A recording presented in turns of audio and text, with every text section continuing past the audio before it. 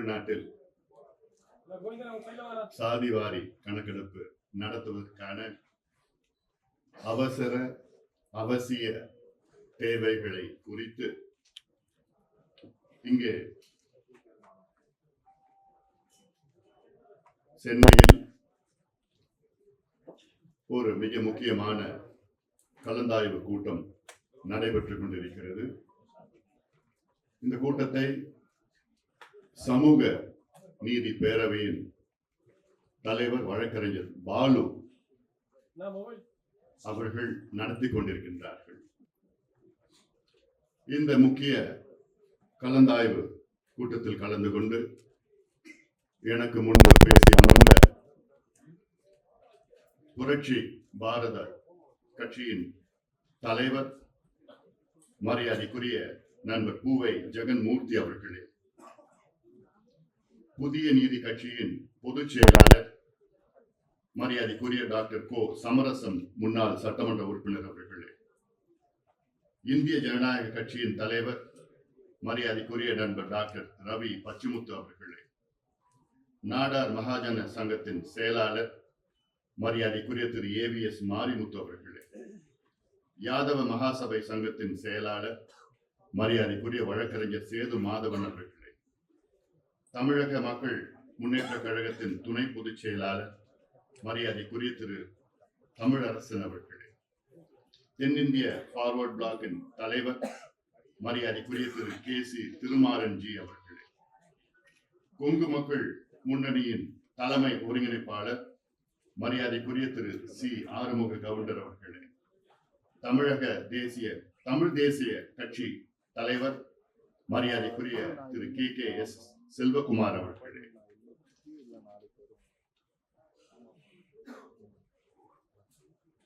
வெள்ளாளர் முன்னேற்ற கழகத்தின் தலைவர் மரியாதைக்குரிய திரு அண்ணா சரவணன் அவர்களே, தமிழ்நாடு நாடார் சங்கத்தின் தலைவர் முத்து ரமேஷ் அவர்களே, ராஜா நாடார் அவர்களே, ராமசாமி TNT அவர்களே, மற்றும் இந்த நிகழ்ச்சியை ஏற்பாடு செய்த பாட்டாளி மக்கள் கட்சியின் இணை பொதுச் செயலாளர் முன்னாள் மத்திய ரயில்வே துறை இணை அமைச்சர் AK மூர்த்தி அவர்களே,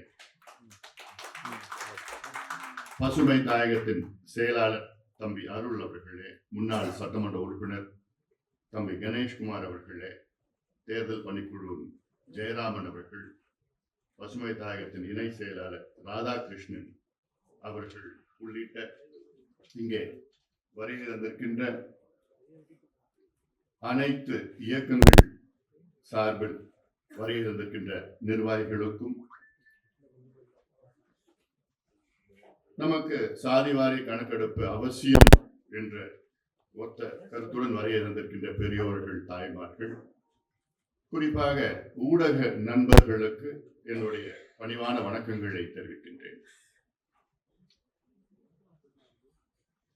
கடந்த வாரம்தான் வழக்கறிஞர் பாலு அவர்கள் என்னுடன் தொடர்பு கொண்டு இப்பொழுது ஒரு முக்கிய கட்டத்தில் இருக்கின்றோம், இந்த சாதிவாரி கணக்கெடுப்பு பிரச்சனையை வேகமாக இப்பொழுது எடுக்க வேண்டும். காரணம், கடந்த ஆண்டு அதுக்கு முந்தைய ஆண்டு இதை எடுத்து ஒவ்வொரு பகுதியாக ஒவ்வொரு மாவட்டமாக சென்று அங்கே இருக்கின்ற தலைவர்களை வைத்து பல கருத்தரங்கள் நடத்தியிருக்கின்றோம்.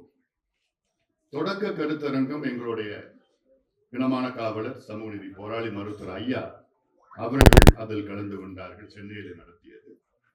அந்த கருத்தரங்கள் மூத்த வழக்கறிஞர் முன்னாள் தமிழக தலைமை வழக்கறிஞர் மரியாதைக்குரிய திரு மாசிலாமணி அவர்களும், ஓய்வு பெற்ற மூத்த IAS அதிகாரி திரு அசோக் வர்தன் ஷெட்டி அவர்களும்,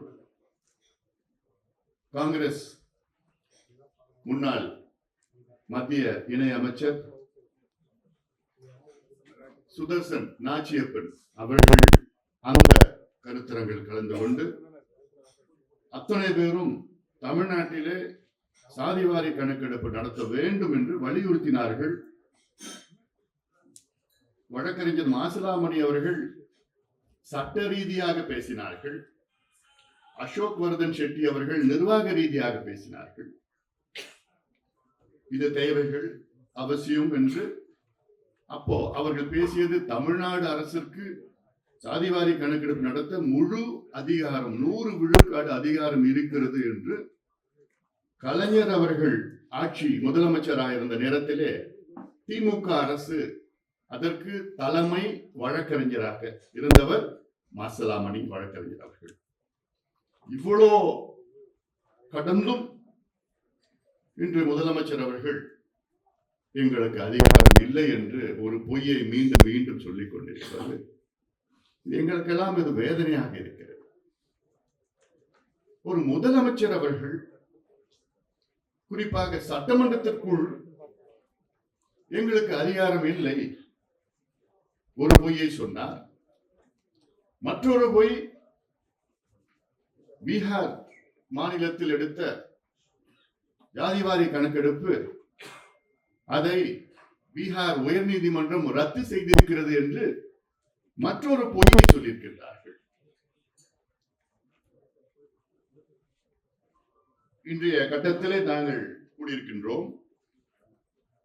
காலம், அதாவது காலத்தின் இந்த முடிவை, இந்த கலந்தாய்வு கூட்டம் இப்போ அதை நாங்க முதல்ல இந்த கலந்தாய்வு கூட்டம் வந்து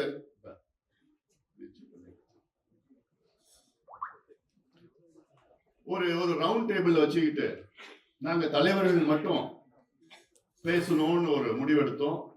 அதன் பிறகு ஊடகத்தில் பல பேர் வருவார்கள், அவர்கள் சரியான முறையிலே கிடைக்காது என்ற நோக்கத்தில் தான் ஒரு சின்ன ஒரு அரங்கிலே எடுத்து நடத்தி கொண்டிருக்கின்றோம். நடத்தணும்னா எவ்வளவு பெருசா கூட்டம் நடத்தலாம், ஒரு பொதுக்கூட்டம் நடத்தலாம், மாநாடு நடத்தலாம், எல்லாம் நடத்திட்டு இருக்கலாம். ஏன்னா அந்த அளவுக்கு எங்களுக்குள்ள அவ்வளவு உணர்வுகள் இருக்கு. உணர்வுகள்னா கோபம் தான் அதிகமா இருக்கு, அது வெளிப்பாடு. ஆனா எங்களுக்கு வேலை நடக்கணும். அதற்காக தான் இன்றைக்கு நாங்க கூடியிருக்கிறோம். கூடி இப்பொழுது முடிவும் எடுத்திருக்கிறோம். இந்த மாதத்திற்குள் சென்னையில ஒரு மாபெரும் ஒரு போராட்டத்தை நடத்த இருக்கின்றோம். சாதிவாரி கணக்கெடுப்பு தமிழக அரசு அறிவிக்கிறோம். மேடையில் இருக்கின்ற தலைவர்கள் எல்லாம் அரசியல் ரீதியிலே வெவ்வேறு கருத்துக்கள் அவங்களுக்கும் இருக்கும், வெவ்வேறு கொள்கைகள் இருக்கும். ஆனால் அடிப்படையிலே நாங்கள் ஒன்று சேர்ந்திருப்பது சமூக நீதி என்ற ஒத்தை வார்த்தை, ஒத்தை கொள்கைகள் அடிப்படையில் தான் இவ்வளவு பேர் நாங்கள் ஒன்னா சேர்ந்திருக்கோம். இன்னும் அதிகமா சேர போறாங்க. பொலிட்டிக்கலா நாங்க எங்களுக்கு வேற ஸ்டாண்ட் இருக்கும், அவங்களுக்கு கருத்து இருக்கும், கொள்கைகள் இருக்கும், மாத்த இருக்கு.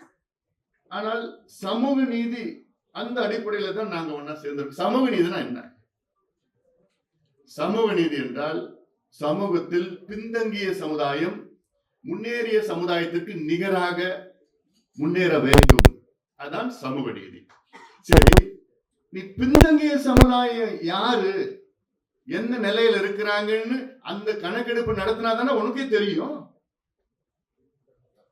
அதுவும் ஒரு முதலமைச்சர், அவருக்கு என்ன அக்கறை இருக்கணும், தமிழ்நாட்டில் எந்தெந்த சமுதாயம் பின்தங்கி இருக்கு அப்படின்னு உங்களுக்கு கணக்கெடுப்பு நடத்தினா தெரியும். உங்களுக்கு தெரியாம நீங்க எப்படி இந்த பின்தங்கிய சமுதாயத்தை நீங்க எப்படி முன்னேற்றுவீங்க?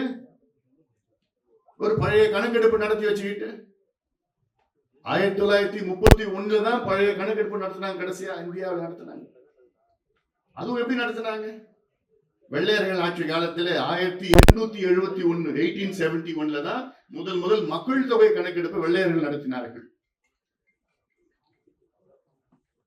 அதன் பிறகு 1881 10 ஆண்டுகளுக்கு பிறகு அந்த 10 ஆண்டு காலத்துல பார்த்தாங்க, என்னடா இவ்வளவு மக்கள் தொகை கணக்கெடுப்புல ஒரு சமுதாயம் மட்டும்தான் அரசியல் ரீதியிலும் அதிகார ரீதியிலும் அங்கு பிரதிநிதித்துவம் அவர்களுக்கு இருக்கிறது, மற்றவர்களுக்கு எல்லாம் இல்லைன்னு நோக்கத்துலதான் 1881 வெள்ளையர்கள் மக்கள் தொகை கணக்கெடுப்பை ஜாதிவாரி கணக்கெடுப்பை நடத்தினாங்க. அதன் பிறகு ஒவ்வொரு 10 ஆண்டுகளும் 1891 நடத்தினாங்க. அதுக்கப்புறம் 1901 நடத்தினாங்க, 1911 நடத்தினாங்க, 1921 நடத்தினாங்க, 1931 கடைசி நடத்தினாங்க. 41 இரண்டாவது உலக போர் நடந்தது, அதனால வெள்ளையர்கள் நடத்த முடியல அவர்களால. 51 விடுதலை கிடைச்சிருச்சு நமக்கு, 47 விடுதலை கிடைச்சிருச்சு, 51 நடத்த முடியல. அப்போ நேரு அவர்கள் நடத்தல. அப்போ இந்த கணக்கெடுப்பை வைத்துத்தான் வெள்ளை காலத்துல அப்பொழுது சென்னை மாகாணம் மெட்ராஸ் பிரசிடென்சி, அப்போ இந்தியாவில் முதல் 100 விழுக்காடு இடஒதுக்கீடு அப்படின்னு அறிவிச்சது எப்போன்னா நீதி கட்சி 1921 ஆட்சிக்கு வந்த நேரத்தில் 100% ரிசர்வேஷன் அறிவிச்சாங்க. ஆனால் அந்த சட்டத்தை கொண்டு வந்து நடைமுறைப்படுத்துவதற்கு 1927 தான் நடைமுறைப்படுத்த முடியும். நினைச்சு பாருங்க, அப்போ தமிழ்நாட்டில் 100 விழுக்காடு இடஒதுக்கீடு. அதன் பிறகு 1935 இந்திய அளவில் இடஒதுக்கீடு அப்பதான் முதல் கொண்டு வந்தாங்க. அப்பொழுது நினைச்சு பாருங்க, தமிழ்நாட்டில் சென்னை மாகாணத்துல மத்திய வேலைகளிலும் 100 விழுக்காடு இடஒதுக்கீடு, மாநில வேலைகளும் 100 விழுக்காடு இடஒதுக்கீடு. ஆனா அதுக்கு பிறகு என்ன நடந்ததுன்னா, விடுதலை அடைந்து 6 நாட்களில் மத்தியில் இருக்கின்ற இடஒதுக்கீடு ரத்து பண்ணிட்டாங்க. அப்புறம் 1950 தமிழ்நாட்டில் இருந்த மாநில அளவில் இருக்கின்ற இடஒதுக்கீடு நீதிமன்றத்தில் ரத்து பண்ணிட்டாங்க. அதன் பிறகுதான் தந்தை பெரியார் போன்றவர்கள் வந்து போராட்டம் பண்ணினா, அதன் பிறகு அரசியல் சாசன முதல் சட்ட திருத்தம், கான்ஸ்டிடியூஷன்ல முதல் அமெண்ட்மெண்ட் கொண்டு வந்தது. இது வரலாறு. இதுக்கப்புறம் நிறைய நடந்தது. அதெல்லாம் பேசணும்னா நிறைய நேரம் ஆகும். அதுல பேசலாம், உங்களுக்கு நிறைய பேருக்கு தெரியும். அதுல அதன் பிறகு தொடர்ச்சியா தான் தமிழ்நாட்டில் இடஒதுக்கீடு கொஞ்சம் கொஞ்சமா வந்து 41 இருந்து அப்புறம் 50 விழுக்காடு வந்து, அதுக்கப்புறம் 68 விழுக்காடு வந்து, அப்புறம் 69 விழுக்காடு. 69 விழுக்காடு தமிழ்நாட்டில் மட்டும்தான் இருக்கு. இந்தியாவில் வேற எந்த மாநிலத்திலும் கிடையாது. மற்ற மாநிலங்கள்லாம் வெறும் 50 விழுக்காடு தான் இருக்கு. அந்த 69 விழுக்காடுக்கும் ஆபத்து வந்தது. அப்போ இதை யாரு காப்பாத்தினாங்கன்னா, அப்பொழுது இருந்த முதலமைச்சர் செல்வி ஜெயலலிதா அம்மையார்.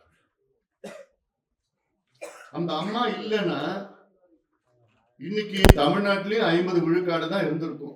வேற வழி கிடையாது. அந்த எப்படி காப்பாத்தினாங்க? 9வது அட்டவணையில் அரசியல் சாசனம் 9வது 9th ஷெட்யூல்ல அது கொண்டு வந்து அதுல பாதுகாப்பு கொடுத்ததுலாம் இது சும்மா சட்டம். தமிழ்நாட்டில் சட்டம் நிறைவேற்றினா போதாது.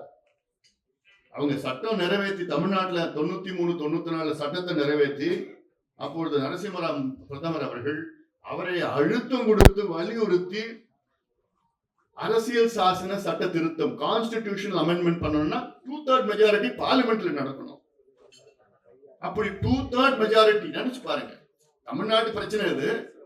ஆனா நம்ம நாடாளுமன்றத்தில் 2/3 மெஜாரிட்டி வைத்து தமிழ்நாட்டினுடைய சட்டத்தை 9வது அட்டவணையில பாதுகாப்பு கொடுத்தது அப்பொழுது முதலமைச்சர் செல்வி ஜெயலலிதா. இவ்வளவு பெரிய ஒரு காரியம் பண்ணியிருக்கிறார். ஆனா இது நம்ம யாரும் பேசுறது இல்லை. ஏன்னா அதுக்கு முன்பு வந்த மண்டல் குழு பரிந்துரை, அதுக்கப்புறம் இந்திரா சாணி வழக்கு 1992 இந்திரா சாணி வழக்கு போட்டு, அந்த வழக்குல வந்து அப்போ இதுக்கு முன்பு நடந்தது Balaji versus state of Karnataka 1962 உச்ச நீதிமன்றம் தீர்ப்பு ஒன்று இருக்கு. அதுல என்னன்னா 50 விழுக்காட்டிற்கு மேல் யாருமே இடஒதுக்கீடு கொடுக்க கூடாதுன்னு 1962 உச்ச நீதிமன்றம் சொல்லிட்டார்.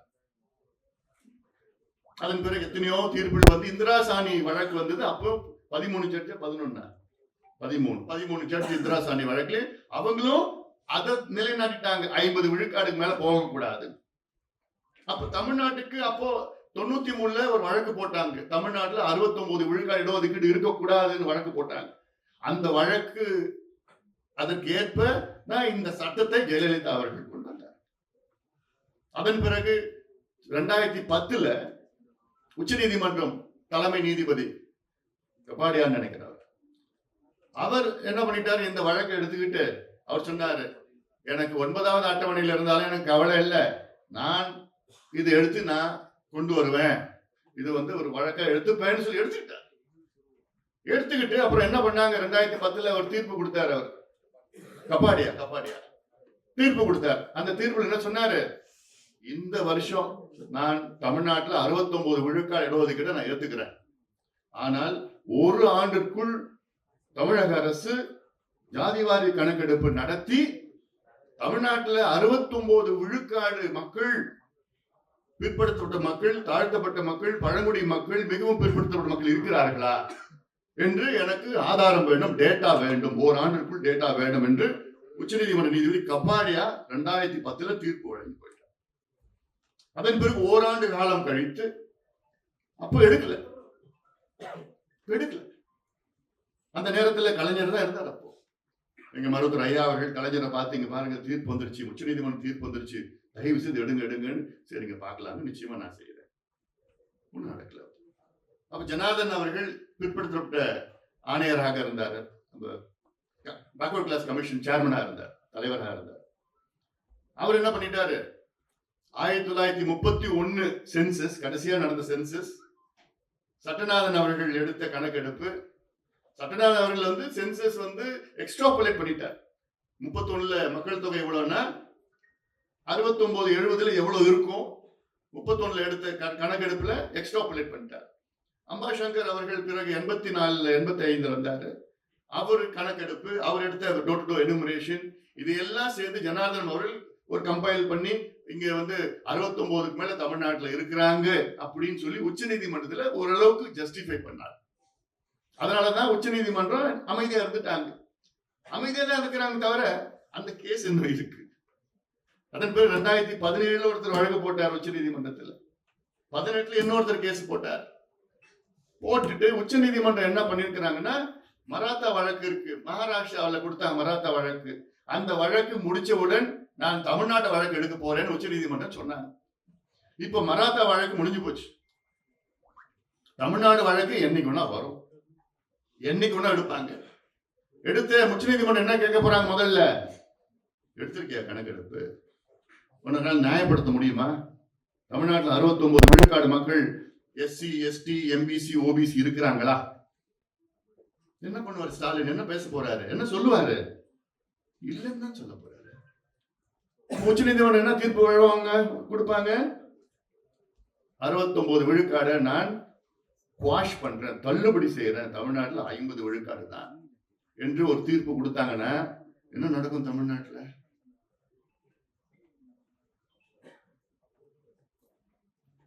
முதல்ல திமுக ஆட்சி அடுத்த நாள் போயிடும். ஏன்னா நாங்களாம் சும்மா இருக்க மாட்டோம், மேடையில் இருக்கலாம் சும்மா இருக்க மாட்டோம். தமிழ்நாடு கலவர பூமியாமா, இது எங்களுடைய உரிமையா? என்ன நாங்க கேட்கிறோம், இந்த பிள்ளைங்களுக்கு படிப்பு கூடியா, வேலையை கூடியா, எங்களை முன்னேற்றணும்னு கேட்கிறோம். அதற்கு யார் யார் எந்த நிலையில இருக்கிறாங்கன்னு கணக்கெடுப்பு நடத்து, அதிகாரம் உங்ககிட்ட இருக்கு. ஏன் பீகார்ல நடத்துறாரு முதலமைச்சர் நிதிஷ்குமார் அவர்கள், அவருக்கு அதிகாரம் இல்லாம நடத்திருக்கிறாரு. தெலுங்கானா நடத்தினாரு ரேவந்த் ரெட்டி முதலமைச்சர், அதிகாரம் இல்லாம நடத்தினாரு. தெலுங்கானாவில் அங்க இருக்கிற உயர் நீதிமன்றம் தடை பண்ணிருக்கிறாங்களா? உச்ச நீதிமன்றம் என்ன தடை பண்ணாங்களா?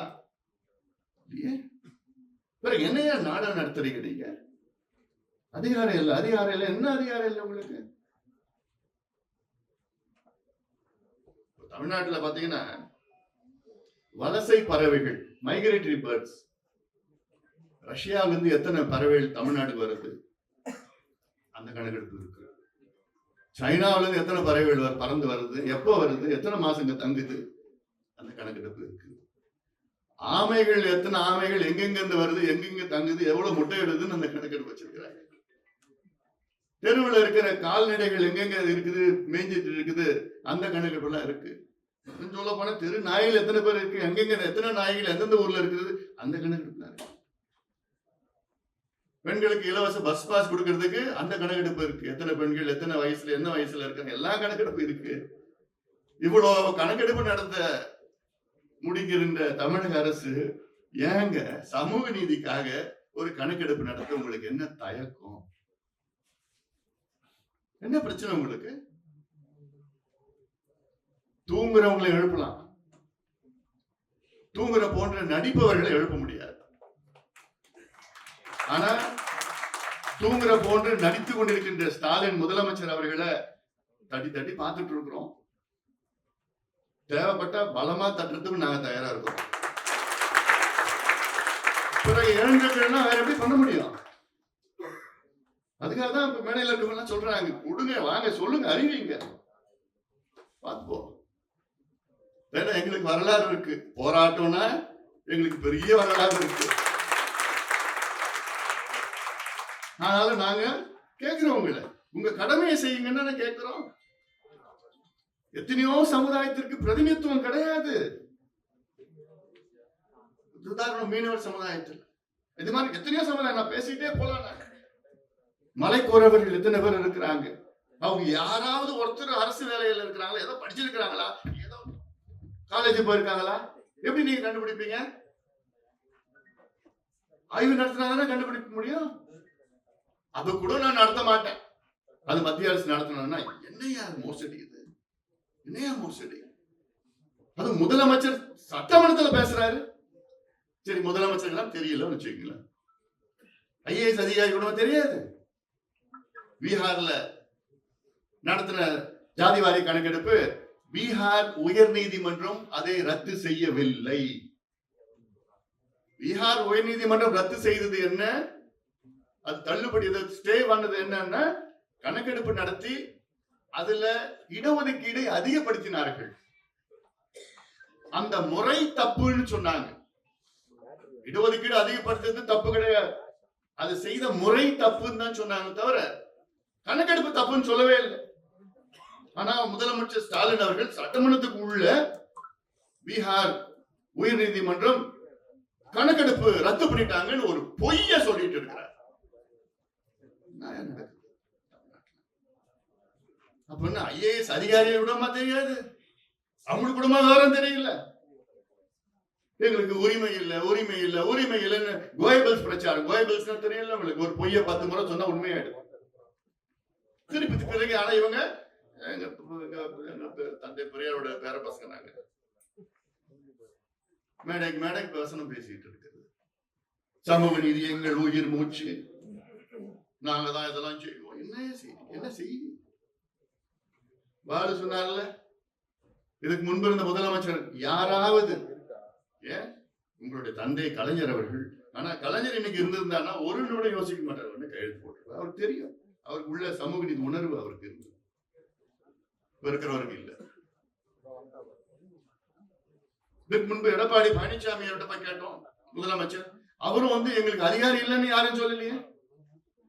ஜெயலலிதா அம்மையார் போய் பார்த்தோம், அவங்களுக்கு அதிகாரம் இல்லைன்னு சொல்லலையே. நாங்க நிச்சயமா செய்வோம் தானே சொன்னாங்க. அதுக்கு முன்பு கலைஞரை பார்த்தோம், அவங்களுக்கும் அதிகாரம் இல்லைன்னு சொல்லலையே. அதுக்கு முன்பு எம்ஜிஆர் அவர்களை பார்த்தோம், அவருக்கும் அதிகாரம் இல்லைன்னு சொல்லலையே. இவர் மட்டும்தான் இது அதிகாரம் இல்லைங்க. அப்ப என்ன, பீகார் என்ன ஜப்பான்ல இருக்குதா, சைனாவில் இருக்குதா, தெலுங்கானா என்ன அமெரிக்காவில் இருக்குதா? இந்தியாவில் தானே இருக்குது. எல்லா மாநிலத்தையும் ஒரே சட்டம் தானே. 2008 இந்தியன் ஸ்டாட்டிஸ்டிக்கல் ஆக்ட் படி மத்திய அரசு கணக்கெடுப்பு நடத்தலாம், மாநில அரசு நடத்தலாம். உள்ளாட்சி பிரதிநிதிகள், உள்ளாட்சி பிரதிநிதிகள் யாரு? டிஸ்ட்ரிக்ட் சேர்மன் மட்டும் கிடையாது, ஒன்றிய சேர்மன் மட்டும் கிடையாது, பஞ்சாயத்து தலைவர் நடத்தலாம். பஞ்சாயத்து தலைவருக்கு அதிகாரம் இருக்குது, ஆனா நமக்கு தமிழ்நாடு முதலமைச்சருக்கு அதிகாரம் இல்லையா? என்னையா இது? யாருக்கா ஏமாத்துறீங்க? இன்னைக்கு பஞ்சாயத்து தலைவர் நினைச்சாங்கன்னா இந்தியன் ஸ்டாட்டிஸ்டிக்கல் ஆக்ட் 2008 படி என் பஞ்சாயத்துல எத்தனை வீடு இருக்கு, அந்த வீட்டுல எத்தனை கழிப்பறைகள் இருக்கு, அந்த வீடு கல்லு வீடா குடிசை வீடா, அந்த வீட்டுல இருக்கவங்க எத்தனை பேர் படிச்சிருக்கிறாங்க, என்ன படிப்பு படிச்சிருக்கிறாங்க, அரசு வேலைக்கு போயிருக்கிறாங்களா, அவங்க பைக் வச்சிருக்கிறாங்களா, இல்ல எவ்வளவு நிலம் எவ்வளவு வச்சிருக்கிறாங்க, இதெல்லாம் கணக்கெடுக்கிறதுக்கு பஞ்சாயத்து தலைவருக்கு அதிகாரம் இருக்கிறது. ஆனா நம்ம முதலமைச்சர் மட்டும் தான் கிடையாது.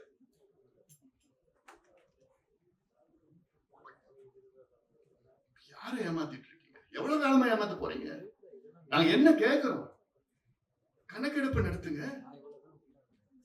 சர்வேக்கும் இல்ல சென்சஸ் சர்வே, சென்சஸ் சர்வே நாங்க கேட்கிறது. சென்சஸ் கேட்கல, சர்வே கேளுங்க. சென்சஸ் நாங்க மத்திய அரசு கேட்டுட்டு இருக்கிறோம், தொடர்ந்து கேட்டுட்டு இருக்கிறோம். சென்சஸ்ல ஜாதி வாரி கணக்கெடுப்பு கொண்டு வாங்க. இப்ப இல்ல, வாஜ்பாய் காலத்துல இருந்து கேட்டுட்டு இருக்கிறோம், கிடைக்கல. அதன் பிறகு மன்மோகன் சிங் அவர்கள், நான் தான் அப்ப அமைச்சரா கூட இருந்தேன். நான் எத்தனையோ பேர் கையெழுத்து வாங்கினேன், 230 நாள் இருந்தேன். அப்ப எம்பி கையெழுத்து வாங்கி, அப்ப சிவராஜ் பாட்டீல் தான் உள்துறை அமைச்சர். தெரியும், பாலுக்கு தெரியும். நாங்க போய் ஒவ்வொரு எம்பியா போட்டு அவரை போய் பார்த்து அவசியம் பண்ணுங்க அழுத்தம் கொடுத்து பண்ணோம். அப்புறம் நாங்க 2009 வந்துட்டோம். அதுக்கப்புறம் லாலு பிரசாத் யாதவ்ல அவர் அழுத்தம் கொடுத்து பண்ணி, அதன் பிறகு 2011 அப்ப இருக்கிற UPA 2 அறிவிச்சாங்க, நாங்க செய்யறோம். பிரணாப் முகர்ஜி அறிவிச்சாங்க. அதன் பிறகு 2013 அது சோசியோ எக்கனாமிக் கணக்கெடுப்புன்னு ஏதோ ஒன்று குளறுபடி பண்ணி இன்னைக்கு அது வெளியில வரல. அப்பயும் பிரஷர் பண்ணோம் நாங்க. பிறகு மோடி அவர்கள் வந்த பிறகும் பலமுறை அவர்கள் அழுத்தம் கொடுத்தோம். ஏன்னா அடுத்தது 2021 சென்சஸ் மக்கள் தொகை கணக்கெடுப்பு வரும். அப்போ நீங்க கணக்கெடுப்பு ஜாதிவாரி கணக்கு சேர்த்து நடத்துங்க. அதுக்கு பிறகு கரோனா வந்ததுனால அது தள்ளி போய் இப்ப 26ல வரப்போகுது. இந்த வருஷமா அடுத்த வருஷமா தெரியல கணக்கெடுப்பு, மக்கள் தொகை கணக்கெடுப்பு. அதுலயே இதுல சேர்க்கணும்னு இன்னைக்கும் நாங்க அழுத்தம் கொடுத்துதான் இருக்கிறோம். அவசியம் பண்ண மத்திய அரசு செய்யறோம், சென்சஸ்ல வரும். ஆனா நாங்க கேட்க தமிழ்நாடு முதலமைச்சர் கேட்க சர்வே எடுங்க. தெலுங்கானாவில் அதான பண்ணாங்க. சர்வே எடுத்தாரு ரேவந்த் ரெட்டி. எவ்வளவு நாள்ல? 30 நாள். எவ்வளவு செலவு பண்ணாரு? 150 கோடி. எத்தனை பேர் வேலை செஞ்சாங்க? 1,02,000 பேர். 10,000 பேர் ஓவர்சீ பண்ணாங்க 30 நாள். இது எடுக்க முடியாது. 56 கேள்விகள் கேட்டாங்க. முதல் கேள்விகள், அதாவது பிரைமரி கொஸ்டின்ஸ் 56 கேள்விகள். மொத்தம் கேள்விகள் 75 கேள்விகள் கேட்டாங்க. ஒட்டுமொத்த அவங்க ஹிஸ்டரி எடுத்தாங்க. சட்டமன்றத்தில் 4 நாள் விவாதம். இதுதானே ஜனநாயகம், இதுதானே சமூக நீதி. நீங்க வார்த்தைக்கு வார்த்தை சமூக நீதி எங்க மூச்சு மூச்சுன்னு பேசுறது என்ன அர்த்தம் இருக்குது? என்ன சமூக நீதி? உங்களுக்கு என்ன சம்பந்தம் இருக்குது? உங்க கூட இருக்கிற கூட்டணி கட்சிகளே கேட்கறாங்க, எடுத்துங்க கேட்கறாங்க. தமிழ்நாட்டில் எல்லா கட்சியும் கேட்குது. எதிர்கட்சியில எத்தனை பேர், எல்லா கட்சியும் கேட்கிறாங்க. உங்களுக்கு மட்டும் என்ன கணக்கு, என்ன பிரச்சனை உங்களுக்கு? நாங்க நிச்சயமா இது அரசியலுக்காக நாங்க கேட்கல, கேட்கறதுக்கு அவசியமும் எங்களுக்கு இல்ல. உண்மையான சமூக நீதி பிரச்சனையா? அரசியல் பிரச்சனை கிடையாது. அரசியல் வரும், தேர்தல் வரும், அது வரும், கூட்டணி ஏதோ வரும், வந்துட்டு போவோம் அது. ஆனா இந்த அடிப்படை சமூக நீதி முதல்ல பார்த்து நான் சொல்றது 69 விழுக்காடு இடஒதுக்கீட்டை காப்பாற்றணும். அடுத்தது எந்தெந்த சமுதாயம் இருக்கு, எங்க என்ன இருக்குது, நிலையில இருக்கு. சில சமுதாயத்துல பாத்தீங்கன்னா ஒரே ஒரு IAS IPS அதிகாரி கூட கிடையாது. ஒரு IAS IPS கூட கிடையாது. அப்போ என்ன சமூக நீதி கிடைக்குது? செக்ரட்டரி போஸ்டிங் யாரும் கிடையாதுங்க. டாக்டருங்க எத்தனை பேர் இருக்கிறாங்க சில சமுதாயத்துல? இல்ல. அப்போ இந்த சமுதாயம் எப்படியா முன்னேறும்? இன்னைக்கு நம்ம இடஒதுக்கீடு எப்படி கொடுக்கிறோம்? எந்த அடிப்படையில கொடுக்கிறோம்? எந்த அடிப்படையில? ஜாதி அடிப்படையில். வேற எந்த அடிப்படையில கொடுக்கல? இந்தியா முழுவதும் எல்லா மாநிலத்திலையும் ஜாதி அடிப்படையில் தான் நம்ம இடஒதுக்கீடு கொடுக்கிறோம். ஏன்? அரசியல் சாசனம் 15 ஆர்டிகல் 15(4) of the Constitution தெளிவா சொல்றாங்க. நம் முன்னோர்கள் கான்ஸ்டிடியூஷன் அமைச்ச நம் முன்னோர்கள் ஆர்டிகல் 15 அது முழுக்க என்ன சொல்லுதுன்னா நமக்கு ஈக்குவாலிட்டின்னு சொல்லுது. அப்போ ஆர்டிகல் 15(4) என்ன சொல்லுதுன்னா socially and educationally backward communities. பேக்வர்ட்னா எல்லாமே சேர்த்துதான். அது SC ST பேக்வர்ட் OBC எல்லாம் சேர்த்துதான் பேக்வர்ட். சோஷியலி அண்ட் எஜுகேஷனலி பேக்வர்ட் கம்யூனிட்டிஸ்க்கு கவர்மெண்ட், அவங்க சொல்லி ஸ்டேட்னு சொன்னா கவர்மெண்ட் தான். கவர்மெண்ட் அஃபர்மேட்டிவ் ஆக்ஷன் கொடுக்கணும். அஃபர்மேட்டிவ் ஆக்ஷன்னா என்ன?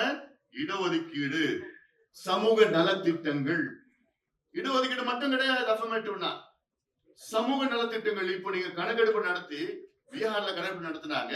அந்த கணக்கெடுப்புல பார்த்தாங்க 2,30,000 குடும்பங்கள், 60,000 30,000 தெரியல, 2 லட்சத்தி சில குடும்பங்கள் மாதம் 6,000 ரூபாய்க்கு வருமானத்துக்கு கீழ் அவங்களுக்கு வருமானம் வருது. 6,000 ரூபாய்க்கு கீழே உள்ள குடும்பங்கள் 2 லட்சத்துக்கு மேல குடும்பங்கள் இருக்கு.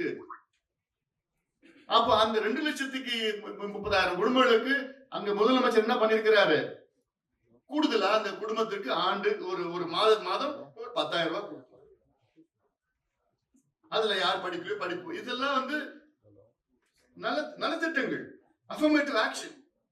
இதுதான் நம்ம அரசியல் சாசனம் சொல்லுது. ஆனா இங்க முதலமைச்சர் அவரை இந்த கணக்கெடுப்பு நடத்த இவ்வளவு சீட்டு கேட்பாங்க.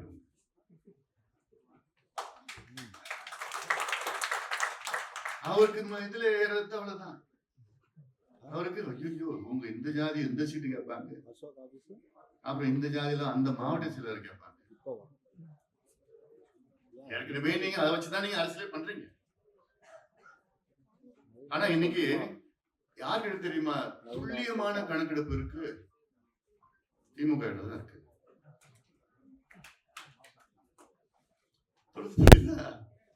எலெக்ஷன் நேரத்துல இந்த கிராமத்துல, இந்த வீட்டுல, இந்த தெருவுல, இந்த வீட்டுல 5 பேர் இந்த சமுதாயத்துல இருக்கிறாங்க. அந்த 5 பேரு எந்த ஓட்டுக்கு யாருக்கு போடுவாங்க கிளீனா வச்சிருப்பாங்க. பக்கத்து வீட்டுல எந்த சமுதாயத்துல இருக்கிறாங்க அவங்க யாருக்கு ஓட்டு போடுவாங்க, அவங்களுக்கு எப்படி ஸ்கெட்ச போட்டு எப்படி கொடுக்கலாம் கிளீனா வச்சிருக்கிறாங்க. அவங்க கிட்ட இல்லாத டேட்டாவே கிடையாது. எதுக்கு பயன்படுத்துறாங்க? இடஒதுக்கீடுக்காக, முன்னேற்றுவதற்காக, ஓட்டுக்கு கொடுக்கிறது. இதெல்லாம் பண்றாங்க. ஆனா இவங்க இந்த பிள்ளைகளை பாவம் படிக்க வைக்கிறதுக்கு, படிச்ச பிள்ளைங்களை வேலை கிடைக்கிறதுக்கு அந்த மனசுலாம் வரலையே ஸ்டாலின் அவர்களுக்கு. இதுதான் சமூக நீதியா? இதுதான் பேச சமூக நீதியா? இனியும் நாங்கள் பொறுமையாக இருக்க மாட்டோம். போதும், கேட்டு கேட்டு பார்த்துட்டோம். சொல்லி பார்த்தேங்க மருத்துவர் ஐயா, 45 ஆண்டு காலம் ஒரு மனுஷன் போராடிட்டு இருக்காருன்னா சாதாரண போராட்டம் கிடையாது. 45 ஆண்டு காலம். இன்னைக்கு 86 வயசு, இன்னைக்கும் போராடிட்டு இருக்காரு. எதுக்கு? கணக்கெடுப்பு நடத்தியா? கணக்கெடுப்பு நடத்தினாதான் எந்த சமுதாயம் எந்த நிலையில இருக்குன்னு தெரியும். இந்த இடஒதுக்கீடு 100 விழுக்காடு சமுதாயங்களுக்கு போய் சேரணும். அந்தந்த சமுதாயம் ஒண்ணு என்ன மக்கள் தொகையில இருக்கிறாங்க. வெறும் மக்கள் தொகை அடிப்படையில மட்டும் போதாது. ஒன்று மக்கள் தொகை, அடுத்தது சமூக பின்தங்கிய நிலை, பாப்புலேஷன், சோசியல் பேக்வர்ட்னஸ், ரெண்டுமே எக்ஸ்ட்ராபுலேட் பண்ணி சேர்த்து அதுக்கு பிறகு நீ கொடுக்கறது தான் உண்மையான சமூக நீதி. 100% ரிசர்வேஷன் தமிழ்நாட்டில் கொண்டு வர. அவங்க என்னென்ன பிரதிநிதித்துவம் இருக்கிறாங்களோ, விகிதாச்சார பிரதிநிதித்துவம் இருக்கிறாங்க, எந்த நிலையில இருக்கிறாங்க கொடுத்துட்டு போகணும். நியாயப்படுத்தி கொடுத்துட்டு போகணும். இதுதான் எங்களுடைய கோரிக்கை, எங்களுடைய மருத்துவர் ஐயாவுடைய கோரிக்கை. எத்தனையோ சமுதாயங்களுக்கு எந்த பிரதிநிதித்துவமும் கிடையாது. அதை எப்படி நீங்க கண்டுபிடிப்பீங்க? எடுத்தாதானே கண்டுபிடிப்பீங்க, எடுத்தாதானே கண்டுபிடிப்பீங்க. அதனால இது அவசியமானது, அவசரமானது. அதுக்காகத்தான் இந்த கலந்தாய்வு கூட்டத்தை நடத்தி கொண்டு இருக்கின்றோம். ஏதோ அவசரமா அவசரமா போன வாரம் முடிவு பண்ணி நடத்திட்டு வருது. 5 நாள் 6 நாள்ல. அதனால அடுத்தது நம்ம இந்த மாதத்துல ஒரு போராட்டம் சென்னையில, அதன் பிறகு ஸ்டாலின் அவர்கள் அறிவிக்கலன்னா தமிழ்நாடு முழுவதும் போராட்டம்.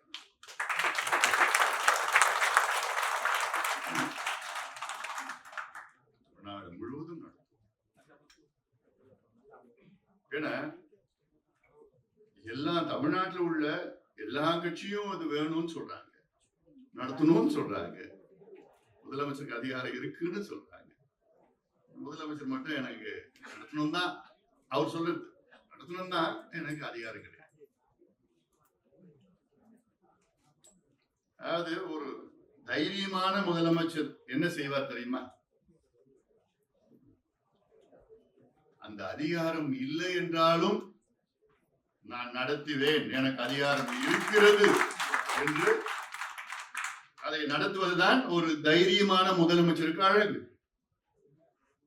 எல்லாத்துக்கும் நீங்க மத்திய அரசு உரிமைகளை பறிச்சுக்கிறாங்க, மத்திய அரசு உரிமைகளை பறிச்சுக்கிறாங்க நீங்க சொல்றீங்க இல்ல. இப்ப நம்ம உரிமைகளை இவரே மத்திய அரசு கொடுத்துட்டு இருக்கிறாரு. என்ன இது? டபுள் கேம், இது டபுள் ஸ்டாண்டர்ட். இது நடத்துங்க. அப்படி உங்களுக்கு அதிகாரம் இல்லைன்னு யார் சொல்றாங்க பார்க்கலாம். இன்னைக்கு மத்திய அரசு உங்களுக்கு அதிகாரம் இல்லைன்னு சொன்னாங்களா? சர்வே தானே கேட்கிறோம். சட்டமே இருக்கு, நாடாளுமன்ற சட்டம் இருக்கு. இந்தியாவில எந்த நீதிமன்றமும் சர்வே பண்றதுக்கு தடை கொடுக்கல. எந்த மாநிலத்தில் எடுத்தாலும் எந்த நீதிமன்றமும் சர்வே பண்றதுக்கு, கணக்கெடுப்பு நடத்துறதுக்கு தடை கொடுக்கல, கொடுக்கவும் முடியாது. ஏன்னா சட்டம் இருக்கு. நாடாளுமன்றத்தில் நிறைவேற்றப்பட்ட சட்டம் இருக்கிறது, இந்தியன் ஸ்டாட்டிஸ்டிக்கல் ஆக்ட் 2000. பீகார்ல பிஜேபி கூட்டணி தான். சிலது அவங்க நடத்துவாங்களா, அவங்களுக்கு எதிர்ப்பா, அதுக்குள்ள நான் போக விரும்பல. பீகார் சட்டமன்றத்தில் எல்லா கட்சியும் தான் அந்த சட்டத்துக்கு ஆதரவு கொடுத்தாங்க, பிஜேபி உட்பட. அதே போன்று ராகுல் காந்தி அவர்களும் நிச்சயமா நடத்தணும் வலியுறுத்தி அதை ஒரு எலெக்ஷன் பிரச்சாரமா கொண்டு வந்தார். அவங்க மாநிலத்துல இப்ப தெலுங்கானால நடத்த சொல்லிட்டு இருக்காரு, நடத்தி இருக்கிறார். அவர் தான் தொடக்கி வச்சாரு, முடிச்சுட்டாங்க. இப்போ கர்நாடகாவில் நடத்தி முடிச்சுட்டாங்க. சித்தராமையா அப்ப இருந்த நேரத்துல நடத்தி முடிச்சுட்டாங்க. ஆந்திராவில் நடத்திட்டு இருக்கிறாங்க. ஒரிசாவில நடத்தி நிதிஷ்குமார் நம்ம நவீன் பட்நாயக் அவர்கள் வந்து கையெழுத்து போட்டு முதலமைச்சர் நேரத்துல நடத்த சொல்லிட்டாரு. ஜார்க்கண்ட்ல நடத்திட்டு இருக்கிறாங்க. அப்போ இவ்வளோ மாநிலங்கள்ல இந்தியாவில நடத்திக்கிட்டு இருக்காங்க, நடத்தி முடிச்சும் போயிட்டாங்க. நம்ம ஆளுக்கு மட்டும் எங்களுக்கு அதிகாரம் இல்லைங்க, எங்களுக்கு அதிகாரம் இல்லைங்க இப்படி சொல்லிட்டு இருக்கிறது வேடிக்கையா இருக்கு. அதனால இதை நாம் எல்லோரும் ஒன்று சேர்ந்து, தமிழ் சமுதாயம் ஒன்று சேர்ந்து, இது நம்முடைய சமூக நீதிக்காக, பின்தங்கிய சமுதாயங்கள் முன்னேற வேண்டும் என்ற நோக்கத்திற்காக நாம் இதை அவசியம் செய்ய வேண்டும். இந்த கணக்கெடுப்பு நடத்தினா பாருங்க, இன்னைக்கு தமிழ்நாட்டில் பட்டியலினத்தை சார்ந்தவர்கள் அவர்களுக்கு வந்து 18 விழுக்காடு இடஒதுக்கீடு, பழங்குடி மக்களுக்கு 1% 19. பட்டியலின மக்கள் தமிழ்நாட்டில் கிட்டத்தட்ட 23% இருக்கின்றார்கள், கிடைக்கிறது 18%. அப்ப என்ன இந்த சமூக நீதிக்கு 5% இல்ல, கிடைக்கல. அவங்களுக்கு அவசியம் கிடைக்கணும். 18 விழுக்காட்டுல இருந்து குறைந்தது 22 விழுக்காடு பட்டியலின மக்களுக்கு அதிகப்படுத்தணும். பழங்குடி மக்களுக்கு 1% 1.5% அதிகப்படுத்தணும். எம்பிசிக்கு 20% 23% அதிகப்படுத்தணும். பிசிக்கு 30% 45% அதிகப்படுத்தணும். இது ஒரு விதமான கருத்து. இது கணக்கெடுப்பு நடத்தினா இதுல அதிகப்படுத்தலாம்.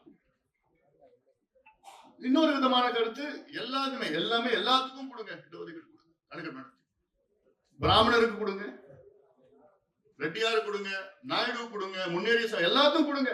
அவங்களுடைய மக்கள் தொகை அடிப்படையிலையும் சமூக பின்தங்கிய நிலை அடிப்படையிலும் கொடுங்க. 100% ரிசர்வேஷன். ஆனா இது ரெண்டுத்துக்கும் நீங்க டேட்டா இருந்தா தானே, கான்டெம்பரரி பர்டினன்ட் டேட்டா அப்படின்னு சொல்றாங்க உச்ச நீதிமன்றத்தில். எவ்வளவு நாள்ல எடுத்தா? தெலுங்கானால 30 நாள். பீகார்ல எவ்வளவு நாள் எடுத்தாங்க தெரியுமா? பீகார்ல 12 கோடி மக்கள், தமிழ்நாடுல 7.25 கோடி 8 கோடி கூட வச்சுக்கோங்க. 12 கோடி பீகார்ல எவ்வளவு நாள் எடுத்தாங்க? 45 நாள்ல எடுத்தாங்க. 500 கோடி ரூபாய் செலவு பண்ணாங்க, 45 நாள்ல எடுத்தாங்க. 2.5 லட்சம் பேர் கணக்கெடுப்பு நடத்தினாங்க பீகார்ல. தமிழ்நாட்டுல டக்குன்னு எவ்வளவு முன்னேறி இருக்கிற மாநிலம் தமிழ்நாடு, அதை நடத்திட்டு போறது எவ்வளவு ஆகுது. அதனால இதை முதலமைச்சர் அவர்கள் இது ஏதோ மறுபடியும் எங்களுக்கு அதிகாரம் இல்லைன்னு இந்த பொய்யை சொல்ல வேண்டாம். உங்களுக்கு அழகு கிடையாது, உங்க பொறுப்புக்கு உங்க பதவிக்கு அழகு கிடையாது. அதிகாரம் இல்லைன்னு தயவு செய்து சொல்லாதீங்க, நிறுத்திக்க. உண்மையிலே இந்த சமூக நீதிக்காக, ஏன்னா நீங்க உங்க கட்சியினுடைய பாரம்பரியம் எல்லாம் இருக்கு. அந்த பெரியார் அவர்கள், பிறகு திராவிட கழகமாக, பிறகு திராவிட முன்னேற்ற கழகம், அண்ணா அவர்கள், கலைஞர் அவர்கள் எல்லாம் பாரம்பரியம் இருக்கு. அவர்களெல்லாம் உண்மையாக சமூக நீதிக்காக உழைத்தவர்கள். அந்த பாரம்பரியத்தில் வந்த முதலமைச்சர் ஸ்டாலின் அவர்களே, வரலாறு உங்களை தவறாக பேசும், வரலாறு உங்களை தவறாக பேசும், அதை தவிர்த்துக் கொள்ளுங்கள்.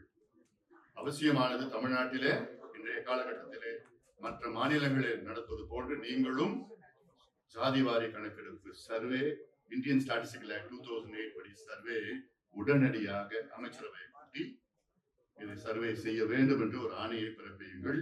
ஒரு மாதத்திலே கணக்கெடுப்பு நடத்தி பிறகு வேறு என்னென்ன அடுத்த கட்டத்தில் என்ன செய்யலாம் என்று சட்டமன்றத்திலே விவாதம் நடத்த வேண்டும் என முதலமைச்சர் அவர்களை இந்த கூட்டத்தின் மூலமாக நாங்கள் கேட்கின்றோம். ஒரு ஆழமான முக்கியமான ஒரு கோரிக்கையாக நாங்கள் வைக்கின்றோம்.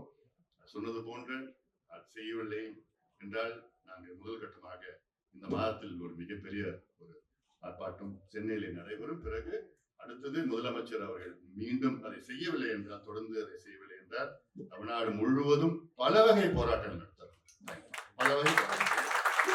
நடத்துவோம் என்று கேட்டுக்கொண்டு இந்த அவசர அழைப்பை ஏற்று இங்கே வரைய தந்திருக்கின்ற என்னுடைய அருமை சகோதரர்களுக்கு, அத்துணை தலைவர்களுக்கும் என்னுடைய நெஞ்சார்ந்த நன்றியை பாராட்டுகள் வாழ்த்துக்களை தெரிவித்து அமர்கின்றேன்.